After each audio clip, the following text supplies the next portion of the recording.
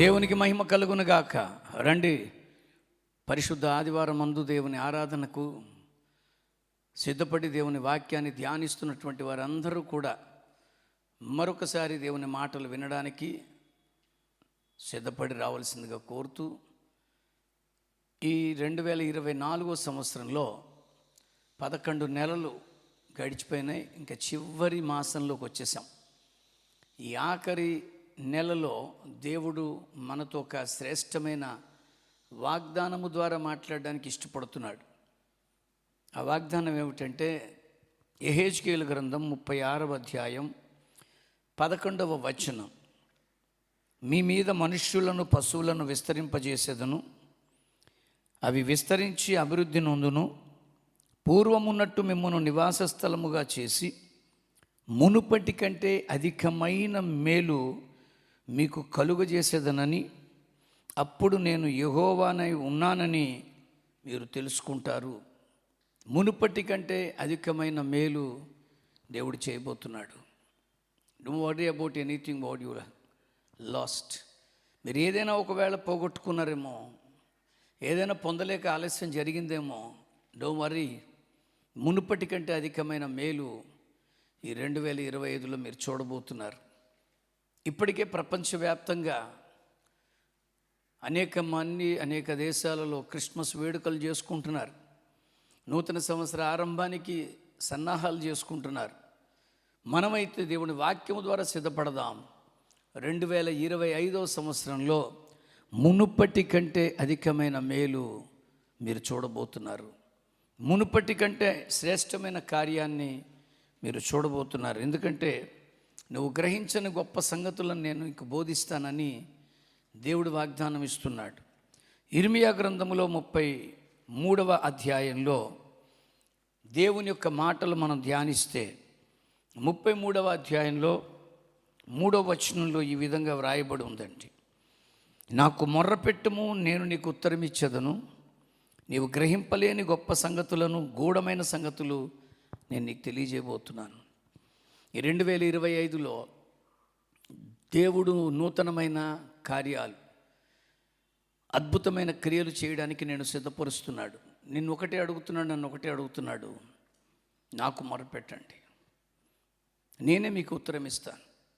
మనం మనుషులకి మొరపెట్టుకుంటున్నాం, మనుషుల దగ్గర మన బాధ గోడు వెళ్ళబుచ్చుకుంటున్నాం, మనుషులకు మన అవసరతలను చెప్తున్నాం. ఒకవేళ నీ అవసరత మనిషి ఎరిగి సహాయం చేస్తే, నేను సహాయం చేశానని గొప్పగా చెప్పుకోవడానికి ఆ మనిషికి అవకాశం ఇస్తాం. నేను అంటున్నాను, దేవుడు తన బిడ్డలు ఎప్పుడు గొప్పగా ఉండాలనే కోరుకుంటాడు. అందుకని ఆయన అంటున్న మాట, నేను నిన్ను మునుపటి కంటే అధికమైన ఆశీర్వాదాలతో, మేలులతో నేను దీవించబోతున్నాను. నా పిల్లలు ఎప్పుడు కూడా రిచ్గా ఉండాలి. ఒక మాట చెప్పనండి, ఈ క్రైస్తవ భక్తి విధానమే చాలా క్లాస్. ఇది అందరిలాగా అల్లరి చిల్లరిగా చేసే భక్తితత్వం కాదు. ఇది నేను అన్నీ చూసి వచ్చి మాట్లాడుతున్నాను. ఒక ఆయన ఎవరు అంటున్నారు, మా దేవుళ్ళు క్లాస్, వాళ్ళ దేవుడికి కట్టుకోవడానికి గుడ్డ కూడా ఉండదని ఏదో గేలి చేశాడు. నేను అంటున్నాను, వాళ్ళ దేవుళ్ళే క్లాస్, కానీ ఇక్కడ ఆ దేవుని పిల్లలందరూ క్లాస్. ఇక్కడ మనము రిచ్గా ఉండాలండి. బహుశా అన్యభక్తిలో వాళ్ళ దేవుళ్ళు రిచ్గా ఉండొచ్చు, బట్ ద రిచ్నెస్ ఈరోజు నీకు నాకు ఇవ్వడానికి ఇష్టపడుతున్నాడు. మనము రిచ్గా ఉండాలి. మనం ఎందులోనూ తక్కువగా ఉండకూడదు, కొదువుగా ఉండకూడదు, కొరతగా ఉండకూడదు. ఒకవేళ నీ జీవితంలో ఏదైనా నష్టము సంభవించి ఉండొచ్చు, తప్పేమీ లేదు. కానీ ఈ 24 చివర్లో ఒక వాగ్దానం ఇస్తున్నాడు, మునుపటి కంటే అధికమైన మేలు నేను పంపించబోతున్నాను. అక్కడ 7వ వచనంలో అంటాడు, చెరలో నుండిన యూదా వారిని, ఇజ్రాయేలు వారిని నేను రప్పించుతున్నాను, మొదట ఉండినట్లు వారిని స్థాపిస్తాను. తిరిగి మంచి బ్రతుకు ఇవ్వబోతున్నాడండి. నువ్వు బంధించబడిపోయి ఉండిపోయావా మిత్రమా? చెరలో ఉన్నటువంటి ఒక ఫీలింగ్లో ఉన్నావా? God would like to give you redemption. నీకు ఒక మంచి విడుదల ఇవ్వడానికి ఆయన సిద్ధంగా ఉన్నాడు. శ్రమలలో, కష్టాల్లో, ఇరుకుల్లో, ఇబ్బందులు ఇరుక్కుపోయాననే భావనలో ఉన్నావేమో, దేవుడు విడుదల ఇవ్వబోతున్నాడు. ఆయన అంటున్నటువంటి మాట, నాకు విరోధముగా చేసిన పాపదోషము నిలవకుండా నేనే వారిని పవిత్రపరుచుకుంటాను. మేబీ ఈ 11 నెలల్లో ఎన్నోసార్లు దేవుని యొక్క సన్నిధిని మానేసి, దేవునికి కోపాన్ని రగిలించి, దేవుని బిడ్డలను దైవజనులను దూషించి, లేక కించపరిచి, సరదా మాట్లాడు, ఇవన్నీ చేసి అపవిత్రత తెచ్చుకున్నావేమో. కానీ దేవుడు అంటున్నాడు, ఈ సంవత్సరం చివరిలో నేను నిన్ను పవిత్రపరుచుకుంటాను, ఎందుకంటే నువ్వంటే నాకు ఇష్టం. ఆ దేవుడికి మీరంటే ప్రేమ అండి.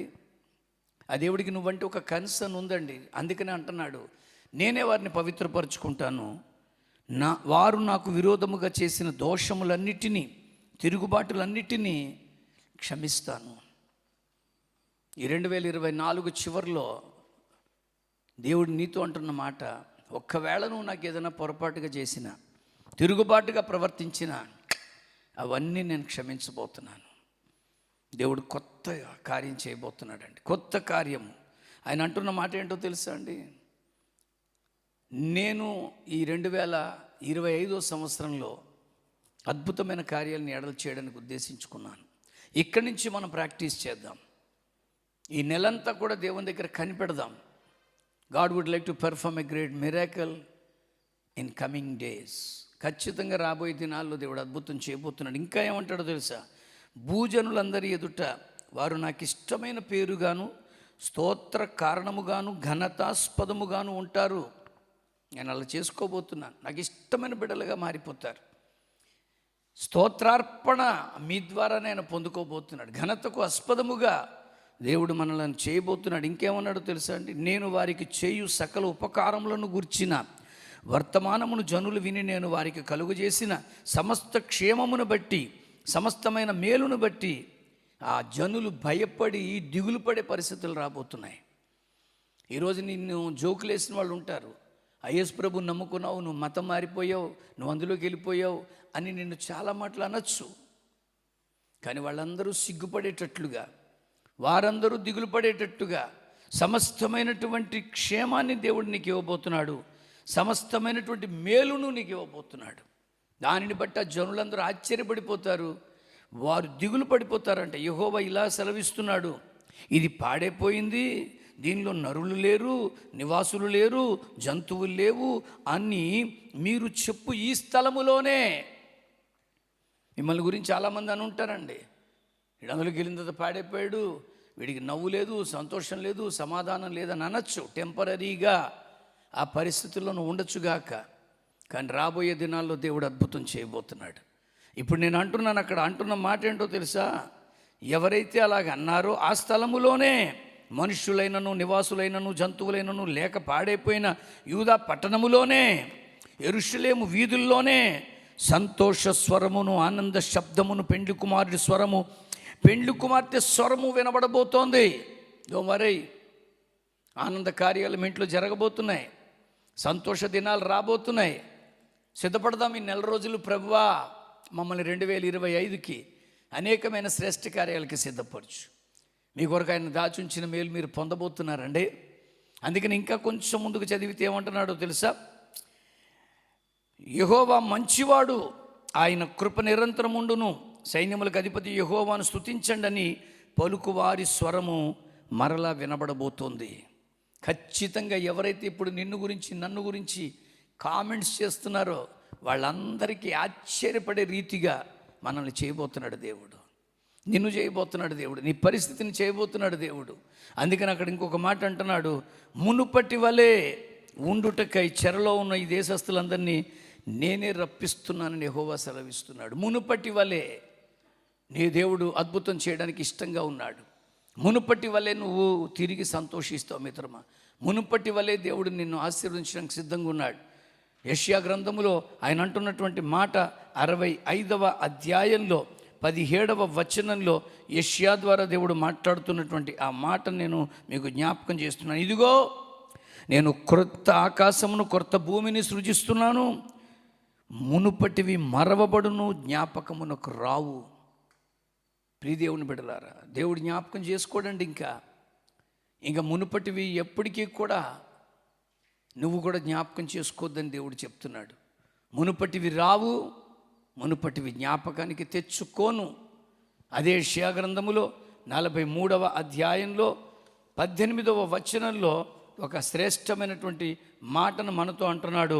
మునుపటి వాటిని జ్ఞాపకము చేసుకొనకుడి, పూర్వకాలపు సంగతులను తలంచుకొనకుడి. నేను మళ్ళీ అంటున్నాను, God would like to perform new things. కొత్తవి చేయబోతున్నాడు. ఓడిపోయానని పదే దిగులు పడిపోకు. చెదిరిపోయాను, చెడిపోయాను, నాకు అవ్వలేదు, ఈ సంవత్సరం గడిచిపోయింది, నాకు ఏ మేలు జరగలేదు అని డిప్రెషన్లో ఉన్నావేమో మిత్రమా, కమ్అవుట్, అందులోంచి బయటికి రా. ఆయన అంటున్నాడు, మునుపటి కంటే అత్యధికమైన మేలు నేను చేయబోతున్నాను. ఆ మేలు నువ్వు పొందుకోబోతున్నావు మిత్రమా. అది పొందుకోవాలంటే ఆయన అంటున్నాడు, మర్చిపో, జ్ఞాపకం తెచ్చుకోకు, తలంచుకోకు. ఇంకా ఏమన్నాడో తెలుసా అండి? దేవుని యొక్క సన్నిధిలో ఎఫెసీయులకు రాసిన పత్రికలో 4వ అధ్యాయంలో 22వ వచనంలో ఒక మాట అంటున్నాడు, డు నాట్ రిమెంబర్ మునుపటి ప్రవర్తన. కావున మునుపటి ప్రవర్తన విషయంలోనైతే మోసకరమైన దురాశ వల్ల చెడిపోవు మీ ప్రాచీన స్వభావాన్ని వదిలేసుకోండి. ఇంకా మునుపటి ప్రవర్తన బాగికే కార్యాలు జరగలేదేమో, మునుపటి ప్రవర్తనలో తేడా వచ్చే మనం పొందాల్సిన మేళ్ళు పొందలేదేమో. జ్ఞాపకం చేసుకోకండి. Do not remember the failures. మీరు ఓడిపోయిన పరిస్థితులను జ్ఞాపకం చేసుకోకండి. మునుపటి ప్రవర్తన ఒకవేళ బాగోలేదేమో దేవుడి దృష్టికి, ఈ సంవత్సరం చివరిలో మార్చేసుకుందాం. నా ప్రవర్తన సరి చేసుకుంటాను ప్రభువా, మునుపటి ప్రవర్తనలాగా నాది ఉండదు. గలతీయులకు రాసిన పత్రిక 4వ అధ్యాయము 9వ వచనంలో అంటున్నాడు, ఇప్పుడు మీరు దేవుని ఎరిగిన వారు. ఇంతకుముందు దేవుని తెలిసినా సరే తెలియని వారిలా ప్రవర్తించామేమో. క్రీస్తులో ఉండి కూడా క్రీస్తుకు రావాల్సిన ఘనత మన ద్వారా రాకుండా మనం ప్రవర్తించామేమో. ఇదిగో ఈ 24 డిసెంబర్ నెలలో దేవుడు అంటున్నాడు, 2025లో నేను అద్భుతం చేయబోతున్నాను. ఎందుకంటే అప్పుడు నీకు తెలియక చేసావు, నేను క్షమిస్తాను, నువ్వు జ్ఞాపకం చేసుకోకు. ఎందుకంటే అప్పుడు నీకు నేనేంటో, నా శక్తి ఏంటో నన్ను పూర్తిగా నువ్వు అర్థం చేసుకోలే.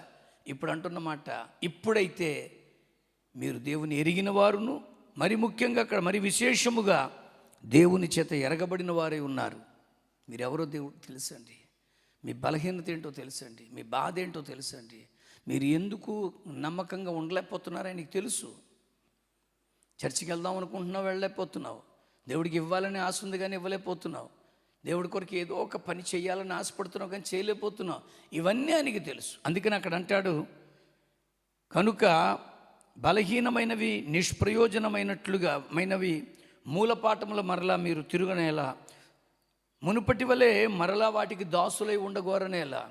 మర్చిపోదామండి, ఏదైతే నేను బలహీనపరిచి దేవుని కార్యాలకు దూరం చేసేసిందో, ఈ 2024 చివరిలో ఒక మాట అనుకుందాం, నేను ఇంక మళ్ళీ అలాంటి దాసత్వపు పనుల్లోకి నేను వెళ్ళను. నేను బలంగా దేవుని సన్నిధిలో నేను ఉండాలని ఆశపడుతున్నా. దేవుడు నీ కొరకు మంచి కార్యాలు చేయడానికి సిద్ధంగా ఉన్నాడండి. God would like to perform new things. రాజు అయినటువంటి ఆయన అడుగుతాడు, దైవజనుని అడుగుతున్నాడండి. రాజుల మొదటి గ్రంథం 13వ అధ్యాయంలో అక్కడ రాజుగారి చెయ్యి పాడైపోయింది. ఆయన ఒక మాట అంటాడండి, చెయ్యి చాపడం వలన బలిపీఠం మీద చెయ్యి ఎత్తి పట్టుకున్నప్పుడు ఆ చెయ్యి అంతా కూడా కుళ్ళిపోయింది. అప్పుడు ఆయన ఒక మాట అంటాడు, అప్పుడు రాజు అంటున్నాడు, నా చెయ్యి మునుపటి వలె బాగోగునట్లు నీ దేవుడైన యెహోవా సముఖమందు నా కొరకు వేడుకొనమని ఆ దైవజనుని బతిమాలు కొనగా, దైవజనుడు యెహోవాను బతిమాలు కొనను గనుక రాజు చెయ్యి మరలా బాగై మునుపటి వలె అయ్యింది. నువ్వు అంతే, నువ్వు దైవజనుడిని బతిమాలుకో. మీ దైవజనుడి దగ్గరికి వెళ్ళండి, అయ్యా నేను మీకు విరోధంగా, సంఘానికి విరోధంగా, క్రైస్తవ్యానికి విరోధంగానే ప్రవర్తించాను, నా కుటుంబం ప్రవర్తించింది, దయచేసి మా కొరకు ప్రార్థన చేయి. నీవు దైవజనుడిని బతిమాలుకుంటే దైవజనుడు నీ కొరకు యెహోవాను బతిమాలుకుంటాడండి. ఇప్పుడు చాలామంది దైవజనులు తమ ఆత్మీయ బిడ్డల కొరకు బతిమాలుతూనే ఉంటారు. నా మట్టుకైతే నేను చేస్తానండి, నా సంఘ బిడ్డలందరి కొరకు ప్రతి రాత్రి పడుకునే ముందు ప్రార్థన చేస్తాను, అందరినీ దర్శించయ్యా, దీవించయ్యా.